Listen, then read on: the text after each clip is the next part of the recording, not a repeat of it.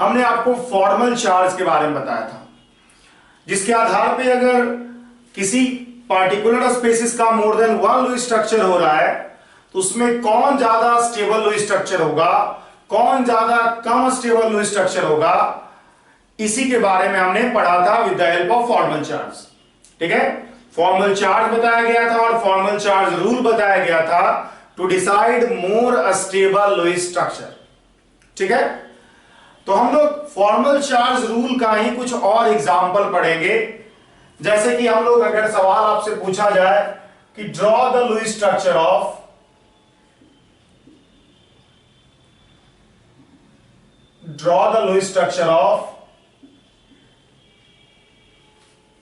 हम आपसे पूछते हैं SO4 माइनस, दूसरा पूछते हैं SOCl2, तीसरा पूछते हैं POCl3, चौथा इसी तरह से SO3, पांचवा SO2, ये सभी है।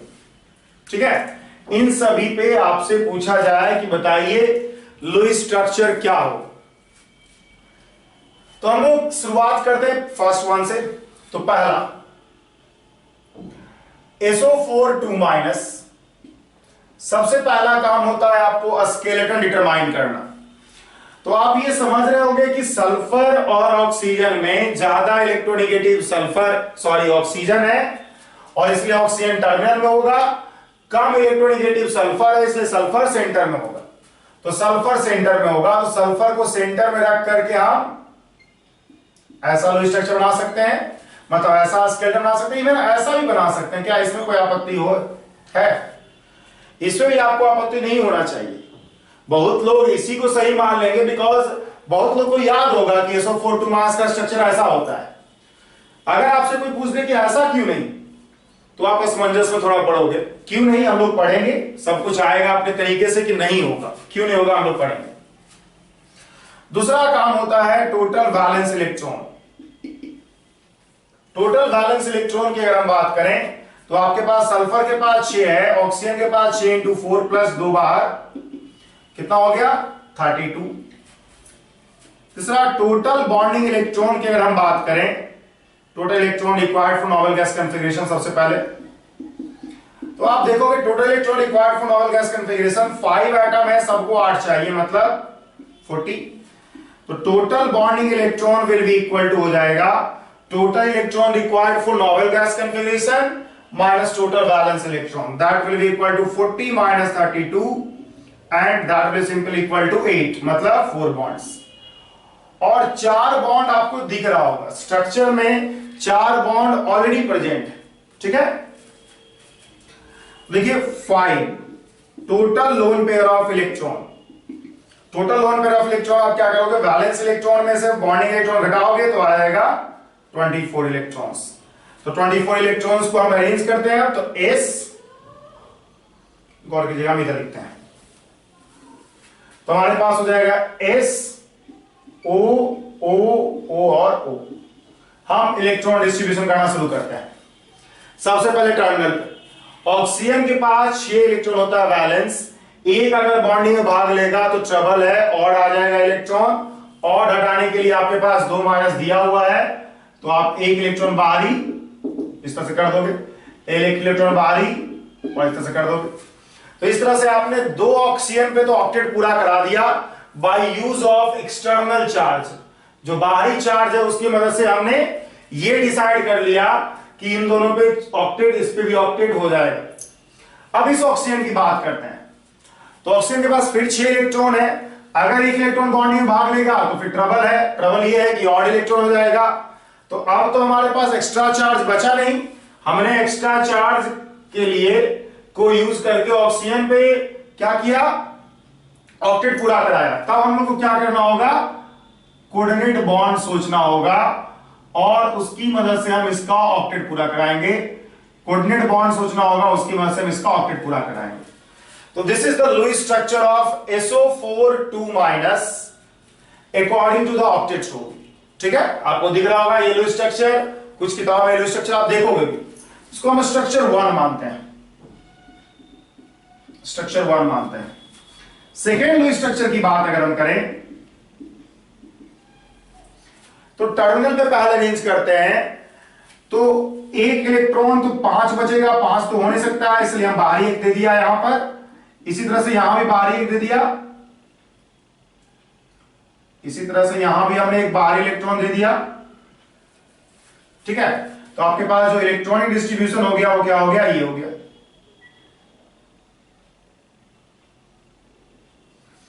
अब गौर कीजिए यहां पर कि हम अगर इन सभी ऑक्सीजन एटम की बात करते हैं, इन सभी एटम की बात करें, तो ऑक्सीजन के पास होता है 6 वैलेंस इलेक्ट्रॉन, 6 में से 2 इधर, तो बाकी 4 क्या होगा इधर। ऑक्सीजन का ऑक्टेट भी पूरा होगा, इस ऑक्सीजन को वैसे ही, सल्फर के पास वैसे ही 6 वैलेंस इलेक्ट्रॉन, 2 बॉन्डिंग भाग लिया, बाकी 4, सबका ऑक्टेट पूरा, स्ट्रक्चर 2।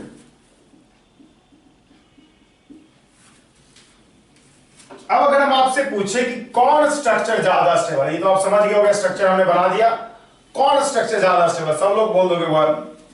देखिए 1 में हम देखते हैं क्या है, फॉर्मल चार्ज डिस्ट्रीब्यूशन। तो फॉर्मल चार्ज डिस्ट्रीब्यूशन अगर आप देखोगे इन सब में, तो यहां पे फॉर्मल चार्ज डिस्ट्रीब्यूशन होगा 6 - 7, that will be equal to -1। यहां पर होगा 6 - 7, that will be equal to -1।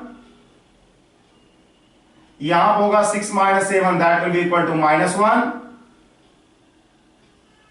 यहां भी होगा 6 - 7, that will be equal to -1। और यहां पर होगा फॉर्मल चार्ज कितना, 6 - 4, that will be equal to 2। 6 - 4 दिख सकता है कि आपके पास सल्फर के पास अभी 4 इलेक्ट्रॉन है और उधर 4। तो structure 1 is not stable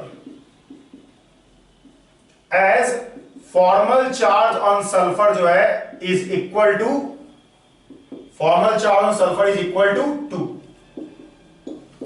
formal charge जो है सल्फर पे 2 के बराबर है।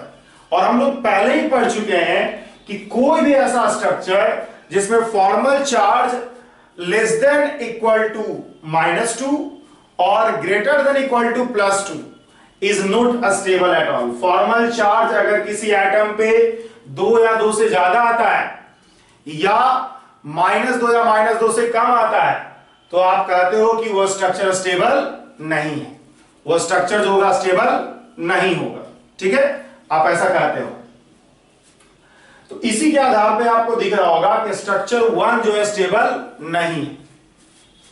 स्ट्रक्चर 2 की बात करते हैं हम।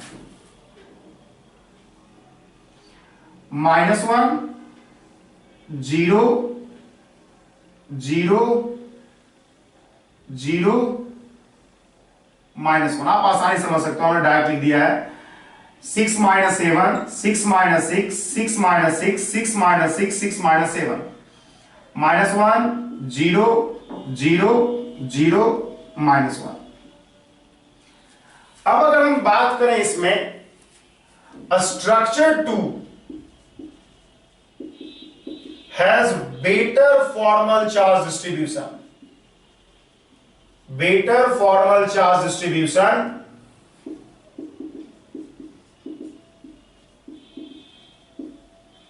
compared to a structure 1।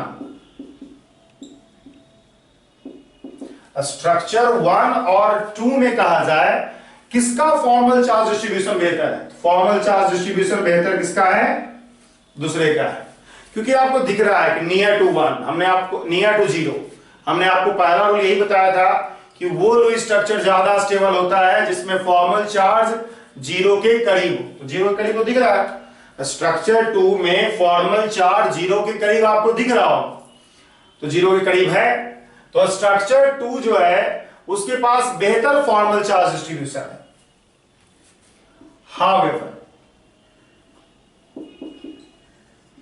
However, a structure 2 is not stable due to very high repulsion present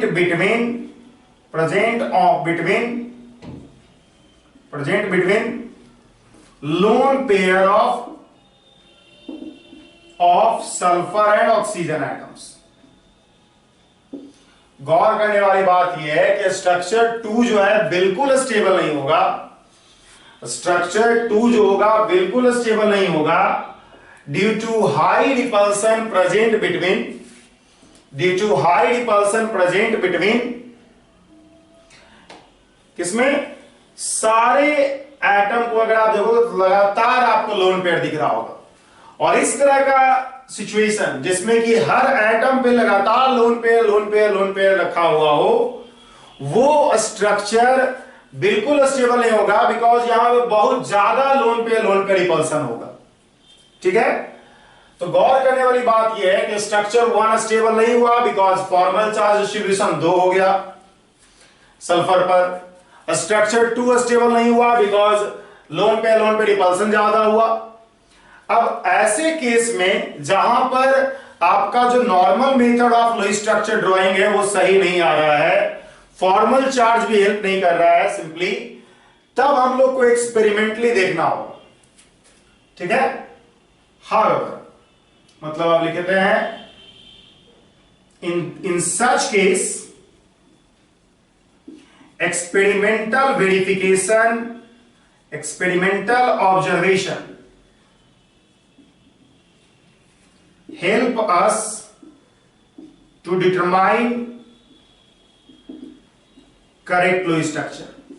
point simple है कि अगर आप फेल कर जाओ तो एक्सपेरिमेंटल वेरिफिकेशन करना होगा, आपको एक्सपेरिमेंटल एनालिसिस करना होगा।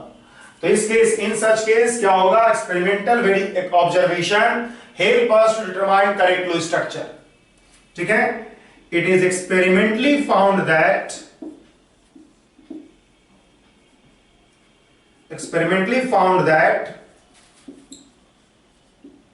SO4 2- has following Lewis structure।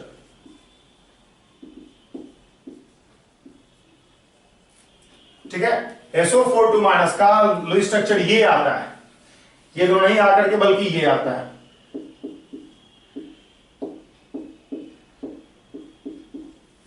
Experimentally ये पाया गया है कि SO बॉन्ड को डबल बॉन्ड कैरेक्टर है, कोई भी बॉन्ड O बॉन्ड नहीं है। एक्सपेरिमेंटली फॉलोइंग लुईस स्ट्रक्चर इस तरह का है जिसमें कि SO bond has double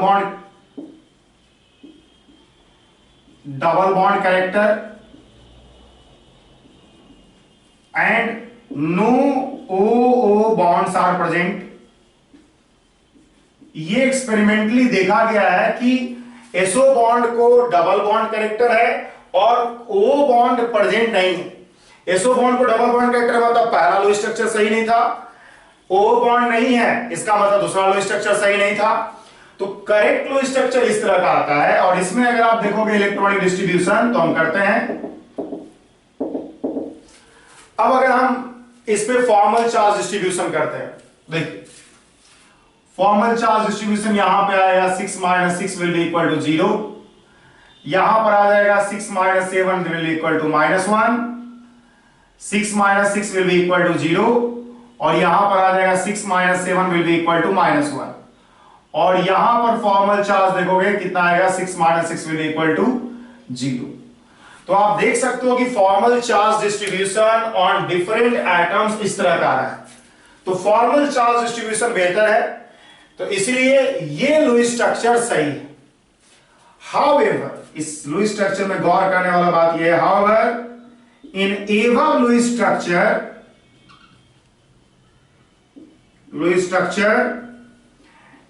sulfur has 6 bonds and hence 12 electrons। Problem आप देखिए क्या है, इस लुईस स्ट्रक्चर में फॉर्मल चार्ज डिस्ट्रीब्यूशन तो सेटिस्फाई हो गया, फॉर्मल चार्ज रूल के अनुसार ये सही आया, एक्सपेरिमेंटल एनालिसिस भी कर लिए, लेकिन ट्रबल क्या है, ट्रबल ये है कि सल्फर के पास कितना इलेक्ट्रॉन हो गया है, 12 इलेक्ट्रॉन हो गया, क्योंकि इसके पास 6 बॉन्ड है, 2 2 4 और 2 6। सल्फर के पास 6 बॉन्ड है, और 6 बॉन्ड का मतलब है 12 इलेक्ट्रॉन्स है। ठीक है, दैट इज आप कह सकते हो सल्फर इज वायलेटिंग,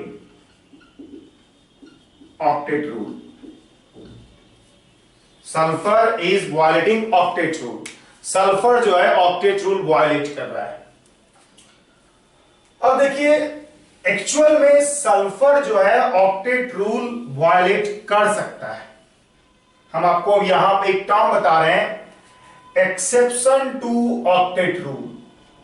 अभी तक हम लोग जो एक्सेप्शन टू ऑक्टेट रूल, अभी तक जो हम लोग लुईस स्ट्रक्चर पढ़ रहे थे उसमें सारा कुछ हम लोग यही मान के चल रहे थे कि हर एटम ऑक्टेट रूल सेटिस्फाई करेगा, जिसके कारण से लुईस स्ट्रक्चर फॉर्मेशन होगा। हर atom Lewis octet rule satisfy करेगा, जिसके कारण से लुईस स्ट्रक्चर फॉर्मेशन होगा। लेकिन गौर करने वाली बात यह है कि कुछ ऐसा एटम होता है जो ऑक्टेट रूल सेटिस्फाई नहीं करता है। ये demerit of Lewis structure theory के रूप में भी गिना जाता है। देखिए एलिमेंट्स ऑफ थर्ड पीरियड, जैसे कि और हायर पीरियड, हम पहले लिखे थे थर्ड पीरियड और हायर पीरियड, जैसे कि silicon, phosphorus, sulphur, chlorine, bromine, selenium, arsenic, ये सब है। ठीक है, थर्ड पीरियड या higher period element can have xenon वगैरह लिख देते हैं, जेनॉन क्रिप्टन वगैरह भी। ठीक है, can have more than 8 electrons in their valence shell, can have more than 8 electrons in their valence shell। ठीक है, गौर करने वाली बात यह है कि एलिमेंट्स ऑफ थर्ड पीरियड और higher period like silicon, phosphorus, sulphur, chlorine, bromine, xenon, krypton, ये सब can have more than 8 electrons in their valence shell। ठीक है, 8 इलेक्ट्रॉन से ज्यादा हो सकता है in their valence shell when they form bond, when they form molecule, when they form molecule। ठीक है, because of presence of vacant d orbital, vacant D orbitals, vacant d orbital presence होने के कारण एलिमेंट्स ऑफ थर्ड पीरियड और higher period के पास आसानी से 8 से ज्यादा इलेक्ट्रॉन हो सकता है, because of presence of vacant d orbital. D orbital present है, और जब डी ऑर्बिटल प्रेजेंट है तो उसमें 8 से ज्यादा इलेक्ट्रॉन आसानी से हो सकता है। बिकॉज देखिए, मतलब अगर 3s और 3p रहता तो इसमें होता 8 इलेक्ट्रॉन्स, 3d में भी क्या हो सकता है 10 इलेक्ट्रॉन्स। तो इस तरह से टोटल जो होगा आपके पास 18 इलेक्ट्रॉन्स कैन बी एकोमोडेटेड।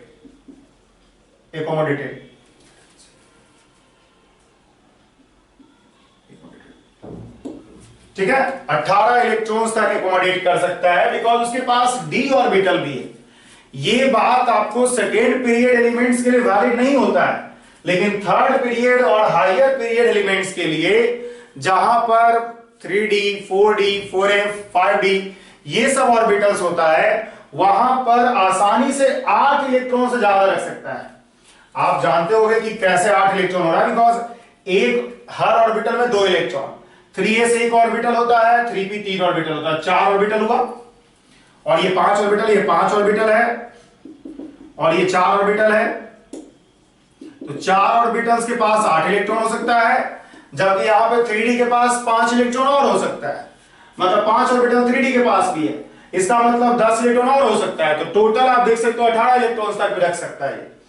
तो आप याद रखोगे कि एलिमेंट्स ऑफ थर्ड पीरियड और higher period can easily accommodate more than 8 electrons because of presence of vacant d orbital.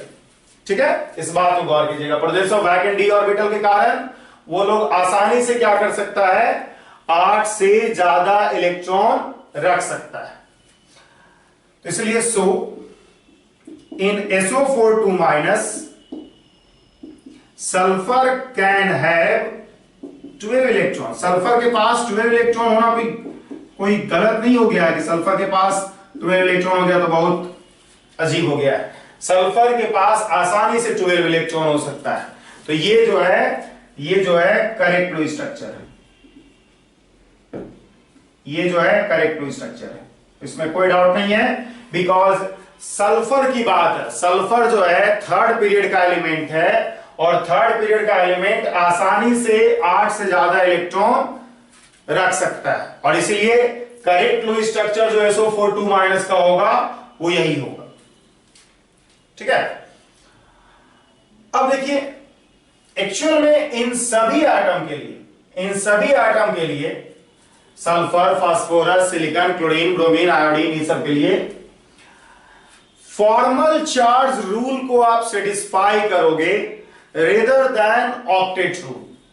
इन सभी एलिमेंट्स के लिए हम लोग ऑक्टेट रूल को वायलेट आसानी से कर देंगे, फॉर्मल चार्ज रूल को आप बेहतर करोगे, फॉर्मल चार्ज रूल को सेटिस्फाई करोगे।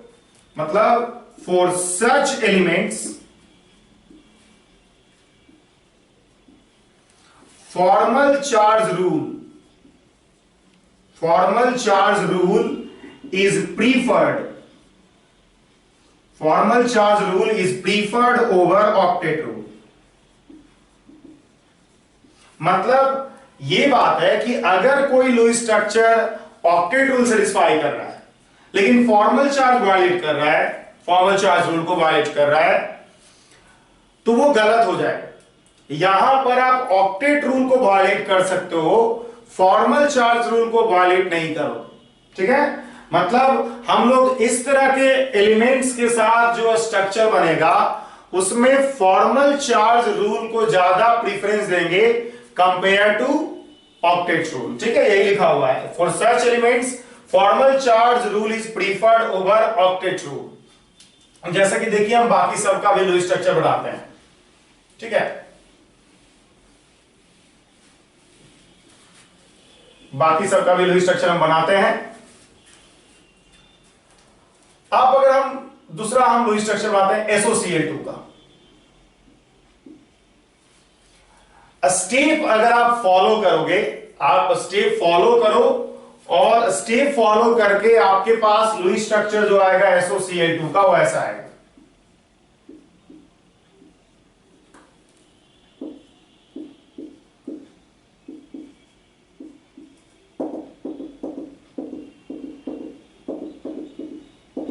ये आएगा, या फिर अगर आप करोगे तो ऐसे भी आ सकता है।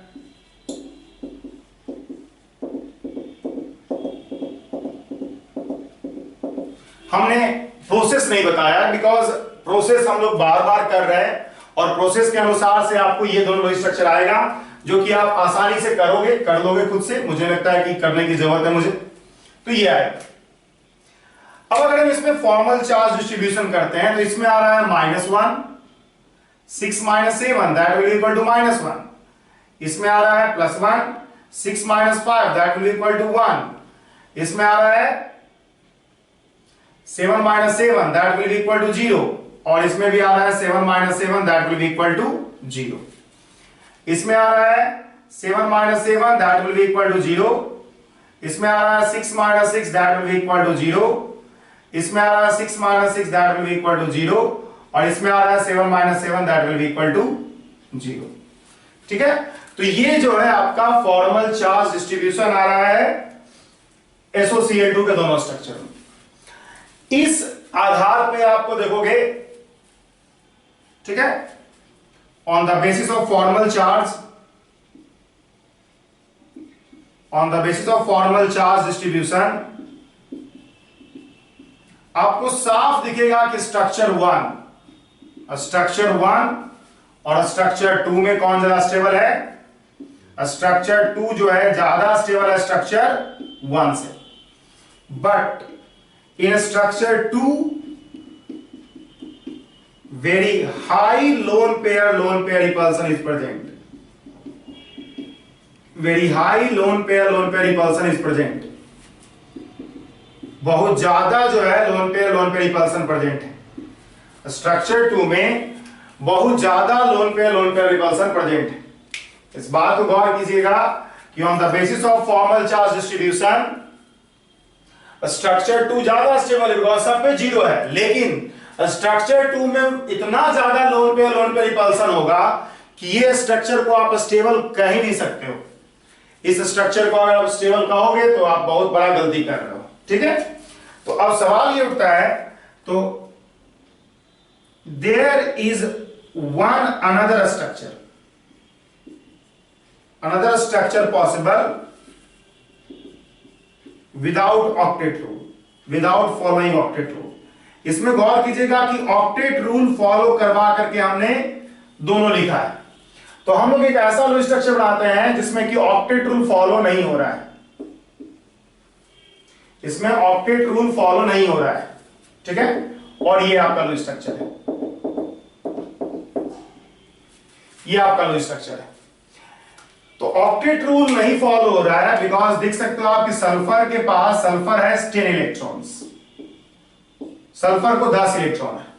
और आप जानते हो कि सल्फर जो है थर्ड पीरियड का एलिमेंट है, आसानी से 10 इलेक्ट्रॉन रख सकता है। हम फॉर्मल चार्ज देख लेते हैं, 7 - 7 0, 7 - 7 that will be equal to 0, 6 - 6 that will be equal to 0, और ये क्या होगा 6 - 6 that will be equal to 0।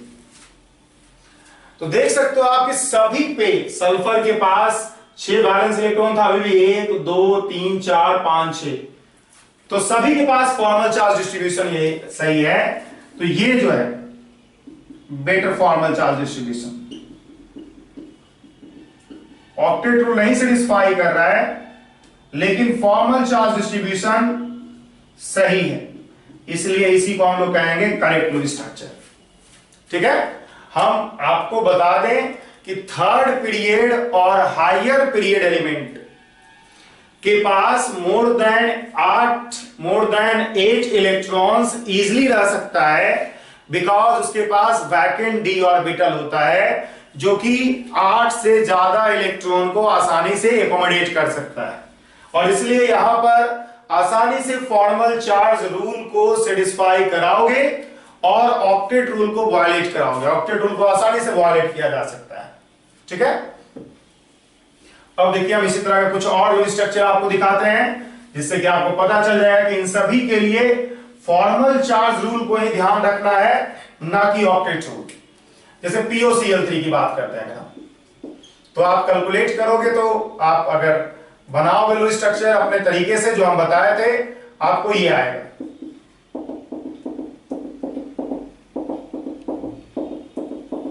ये आएगा, और जो करेक्ट है,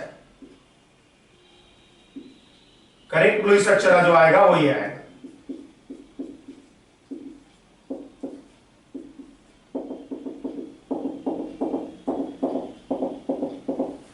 करेक्ट ब्लू स्ट्रक्चर ये आएगा जिसमें कि आपको साफ दिखेगा। देखिए इसमें all atom satisfy octet rule, satisfy octet rule, सारा एटम जो है ऑक्टेट रूल सेटिस्फाई कर रहा है। Phosphorus is not satisfying, phosphorus has कितना 10 इलेक्ट्रॉन्स, 5 बॉन्ड है मतलब 10 इलेक्ट्रॉन्स है, and hence it is not satisfying octet rule. ये जो है ऑक्टेट रूल सेटिस्फाई नहीं कर रहा है। कोई बात नहीं है, फास्फोरस थर्ड पीरियड का एलिमेंट है, आसानी से ऑक्टेट रूल को वायलेट करा सकते हैं उसके लिए। अब अगर जब ये सिचुएशन है तो हम सब पे फॉर्मल चार्ज डिस्ट्रीब्यूशन करते हैं, तो हो जाएगा 6 - 7 that will be equal to -1, 7 - 7 that will be equal to 0, 7 - 7 that will be equal to 0, 7 - 7 that will be equal to 0, और फास्फोरस पे अगर आप कैलकुलेट करोगे इसमें तो आएगा 5 - 4 that will be equal to 1, 6 - 6 that will be equal to 0, 5 - 5 that will be equal to 0, 7 - 7 that will be equal to 0, 7 minus 7 that will be equal to 0 और 7 minus 7 that will be equal to 0। तो आपको ये साफ दिखेगा कि यहां पर जो है सारा एटम ऑक्टेट रूल सेटिस्फाई कर रहा है, लेकिन इसके पास बेहतर फॉर्मल चार्ज डिस्ट्रीब्यूशन है, better FC formal charge distribution. तो यही जो है करेक्ट लुईस स्ट्रक्चर होगा, कल आएगा रेदर देन दिस वन। ये जो होगा करेक्ट लुईस स्ट्रक्चर ये कहलाएगा, ये इनकरेक्ट लुईस स्ट्रक्चर है। बहुत जगह किताब में आप देखोगे कि इस तरह का लुईस स्ट्रक्चर लिखा रहता है। जो ओल्ड बुक है, जो पुराना बुक है, वो इस तरह से लिखता है और ये गलत तरीका है। लोग पहले यूज करते थे इस तरह से, अलग बात है कोऑर्डिनेट बॉन्ड यूज कर लेते हैं, लेकिन हम बता दें कि करेक्ट लुईस स्ट्रक्चर यही होगा। ये करेक्ट लुईस स्ट्रक्चर है बिकॉज इसमें फॉर्मल चार्ज डिस्ट्रीब्यूशन बेहतर है, as well as octet rule नहीं वायलेट हो रहा है। ऑक्टेट रूल वायलेट हो रहा है फास्फोरस के द्वारा जो अलाउड है। थर्ड पीरियड और हायर पीरियड एलिमेंट आसानी से ऑक्टेट रूल को वायलेट कर सकता है बिकॉज उसके पास 3d ऑर्बिटल इलेक्ट्रॉन्स होता है। 3d 4d हायर पीरियड के लिए 4d 5d रहेगा। बात अगर हम SO3 का करें, SO3 की अगर हम बात करें, कहीं कहीं आप देखोगे SO3 का स्ट्रक्चर ऐसा लिखा रहता है जो कि बहुत गलत है, बिकॉज अगर आप ऐसा देखोगे तो इस पे आएगा -1 फॉर्मल चार्ज -1 इस पे आएगा 3, जो कि गलत है। Correct Lewis structure 3 formal charge 2 ही अलाउड नहीं है, 3 तो कभी संभव ही नहीं है भाई, इसलिए गलत है। करेक्ट लुईस स्ट्रक्चर जो होगा SO3 का ये होगा। सॉरी यहां पे आप हमने थोड़ा ऑक्टेट रूल भी वायलेट ही कर दिया था। यहां पर 0 यहां पर फॉर्मल चार्ज आएगा तो भी ये गलत है। आप देख सकते हो तब भी ये गलत है बिकॉज ऑक्टेट रूल सल्फर जो है ऑक्टेट रूल सेटिस्फाई कर रहा है। All atoms are satisfying octet rule,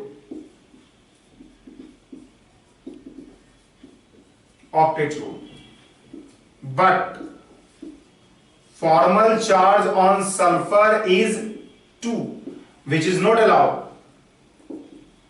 जो कि अलाउड ही नहीं होता है, यहां पे देखिए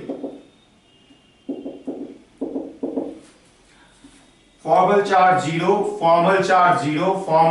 0 और यहां भी फॉर्मल चार्ज 0। तो बेहतर फॉर्मल चार्ज डिस्ट्रीब्यूशन है, ये साफ दिख रहा होगा कि बेहतर फॉर्मल चार्ज डिस्ट्रीब्यूशन है विथ सल्फर हैज 6 बॉन्ड्स, मतलब 6 बॉन्ड्स का मतलब होता है 12 electrons.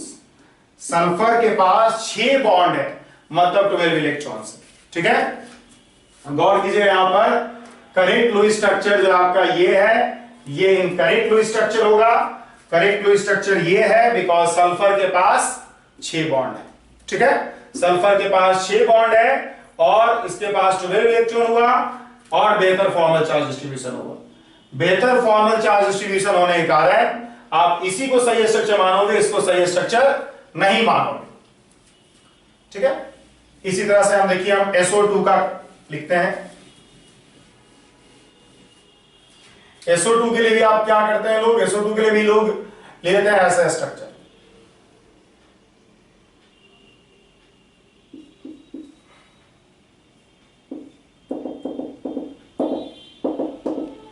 Formal charge 0, formal charge 1, formal charge -1। तो ये इनकरेक्ट है, करेक्ट लुईस स्ट्रक्चर से SO2 का ही होगा। फॉर्मल चार्ज 0, फॉर्मल चार्ज 0, ये सही है। करेक्ट लुईस स्ट्रक्चर यही है विथ सल्फर हैज कितना electron, sulphur has 10 electrons. Sulphur के पास 10 इलेक्ट्रॉन है, कोई दिक्कत नहीं है, सल्फर आसानी से 10 से ज्यादा इलेक्ट्रॉन रख सकता है। ठीक है, तो बस यही पॉइंट हम लोग को डील करना है, आपका करना था कि थर्ड पीरियड और हायर पीरियड एलिमेंट आसानी से ऑक्टेट रूल को वायलेट कर सकता है बिकॉज उसके पास वैकेंट d ऑर्बिटल होता है, f ऑर्बिटल होता है टू एकोमोडेट एक्स्ट्रा इलेक्ट्रॉन्स। आप इसी तरह से मान लो XeO4 का लिखते हो, तो XeO4 का कहीं कहीं आप देखोगे ऐसे लिखा रहेगा, ये बिल्कुल गलत स्ट्रक्चर है, ये पूरा गलत है। क्यों? क्योंकि अगर आप ऐसा करते हो तो इसके पास फॉर्मल चार्ज आएगा 8 - 4 दैट विल इक्वल टू 4 -1 -1 -1 -1। ये बिल्कुल गलत स्ट्रक्चर हो जाएगा।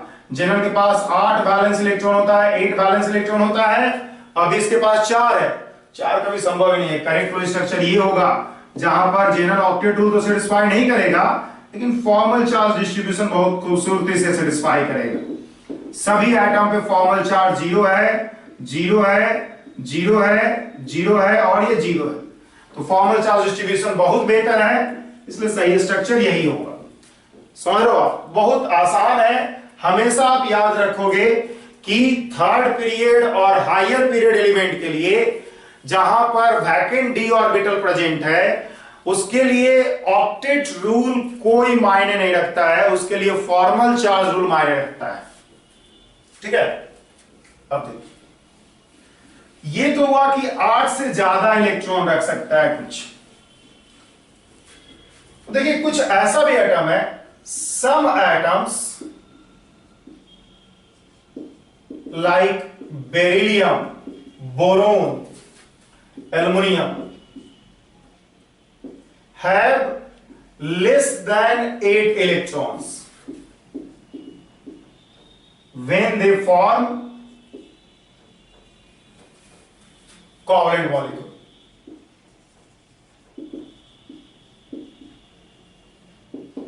In such case also formal charge distribution, the formal charge rule is preferred over octet rule.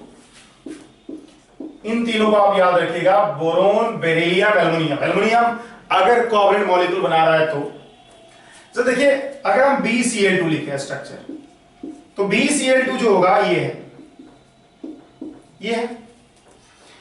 अब इसमें ऑक्टेट्स तो सेटिस्फाई करा ही नहीं सकते हो। फॉर्मल चार्ज देखिएगा आप क्या है, बेरिलियम के पास फॉर्मल चार्ज 0, इसके पास 7 - 7 that will equal to 0। Beryllium के पास 2 वैलेंस इलेक्ट्रॉन है, 2 अभी भी है 0, 7 - 7 दैट विल इक्वल टू 0। तो बेरिलियम हैज ओनली 4 इलेक्ट्रॉन। ठीक है, बेरिलियम का मात्र 4 इलेक्ट्रॉन्स है, लेकिन फिर भी सही स्ट्रक्चर है, बिकॉज बेरिलियम आसानी से 8 से कम रख सकता है, 4 रख सकता है। ठीक है, अगर हम BF3 की बात करते हैं, तो BF3 का स्ट्रक्चर अगर आप लिखोगे तो ऐसा आएगा।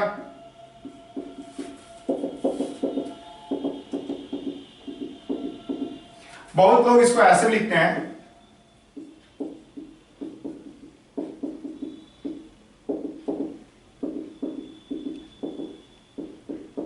ये लिखते हैं।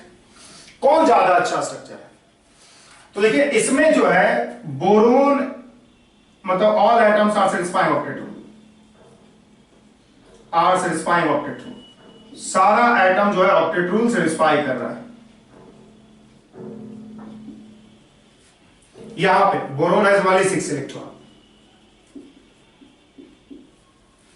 लेकिन अगर हम फॉर्मल चार्ज डिस्ट्रीब्यूशन देखें, तो फॉर्मल चार्ज डिस्ट्रीब्यूशन देखोगे आप तो आएगा 7 - 7 that will equal to 0, 7 - 7 that will equal to 0, 7 - 7 that will equal to 0 और 3 - 3 दैट विल इक्वल टू 0। यहां पर 7 - 7 that will equal to 0, 7 - 7 that will equal to 0, 7 - 6 that will equal to 1 और 3 - 4 that will equal to -1। तो यहां पर सारा atom octet rule satisfy कर रहा है, लेकिन यहां पर बेहतर formal charge distribution, better FC distribution, और इसलिए करेक्ट लो स्ट्रक्चर यही होगा, करेक्ट लो स्ट्रक्चर यही होगा। तो गौर कीजिएगा कि BF3 का करेक्ट लो स्ट्रक्चर यही होगा। हाउएवर, इस बात को गौर करना है कि हाउएवर कम इलेक्ट्रॉन्स रहने के कारण, ठीक है 8 से कम इलेक्ट्रॉन्स रखता है, लेकिन कम इलेक्ट्रॉन्स रखने के कारण, 8 से कम इलेक्ट्रॉन्स रखने के कारण जो होगा, ये सबको इलेक्ट्रॉन की कमी हमेशा होता है, इसलिए ये सब लुईस एसिड की तरह बिहेव करता है। लुईस एसिड मतलब इलेक्ट्रॉन लेने वाला, क्योंकि इसको इलेक्ट्रॉन कम है, इलेक्ट्रॉन कम है तो ये सब लुईस एसिड की तरह बिहेव करता है। ठीक है, ये सब जो होगा BCl2, BF3, ये सब जो होगा इलेक्ट्रॉन की कमी होने के कारण क्या होगा, लुईस एसिड की तरह बिहेव करता है। इस चीज को हम लोग आगे डिस्कस करेंगे। ठीक है, हम यहां पर लिख देते हैं कि due to presence of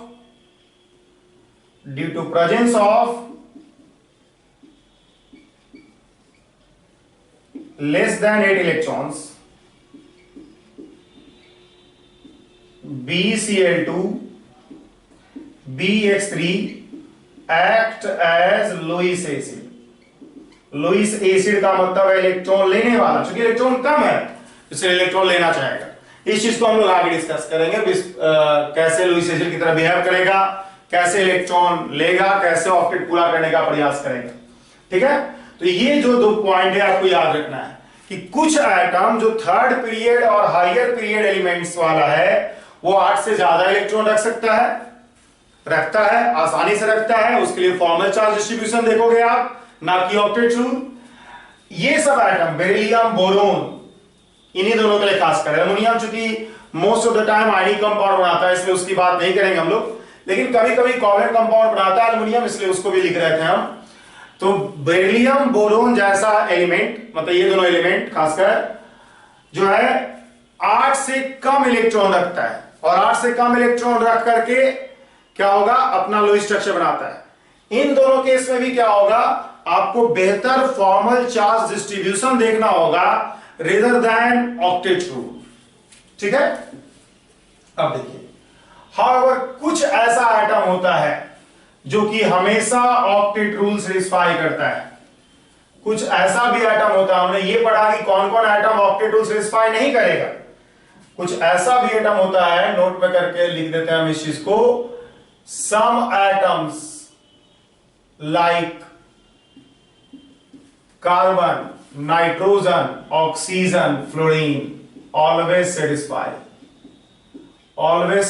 octet rule. ये कभी भी ऑक्टेट रूल को वायलेट नहीं करेगा, इन सब के लिए ऑक्टेट रूल प्रीफर्ड करोगे। ठीक है, पॉइंट यही है कि इन सब के लिए हम लोग ऑक्टेट रूल प्रीफर्ड करेंगे।